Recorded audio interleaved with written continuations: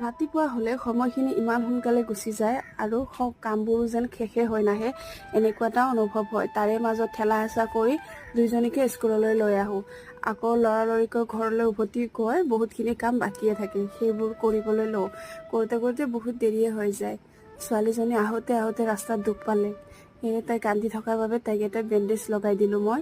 আৰু বেণ্ডেজটো লগাই দিয়া দেখি তাইৰ মুখত হাঁহি ওলাইছে আৰু তাকে দেখি মোৰো ভাল লাগিল। গৰমত আহিছোঁ, কাপোৰ কানি খুলিবই পৰা নাই, দুইজনীৰ লগত ব্যস্ত হৈ পৰিছোঁ। এইফালে দুপৰীয়া আজি পানী দিয়া ভাতকে খাই ল'লোঁ। আৰু ইমান বেছি গৰম, ঘৰৰ ভিতৰত থাকিব নোৱাৰি বাহিৰলৈ আহি বহিলোঁ, তাতো যেন শান্তি নাই। আৰু এই কলটো আজি 2 দিনমান আগতে স্কুলৰ পৰা দিয়া, খোৱাই নাছিলোঁ, পকি গৈছে, ভাবিলোঁ আজিয়ে খাই লওঁ। গুটিৰ কাৰণেতো খাবই নোৱাৰি, ছোৱালী দিলোঁ, ময়ো খালোঁ। আৰু এই মানুহজনৰ কাৰণে গোটেই ৰাতি ৰখি ৰখি ইমান দেৰিকৈ আহিছে।